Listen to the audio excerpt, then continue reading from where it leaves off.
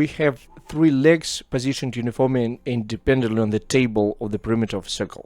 What's the probability that it will stand? In order for it to stand, the points must be in such a way in the circle that the center lies inside the triangle. When does it happen? It happens when triangle does not have an obtuse angle. And where does this happen? We'll just remember our previous task that for n random points, the probability that they lie on the arc of length x is n times x over 2 pi to the power of n minus 1. Why does this happen? We fix one point and then the remaining n minus 1 are on this point.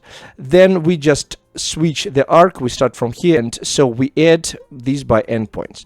Then simply, we don't want the event of 3 points lying on the arc of pi, which is obtuse angle. So 1 minus the probability that n equals 3 points lie on x equals pi arc, and so we plug it here and we get 1/4. And this is it, short and simple.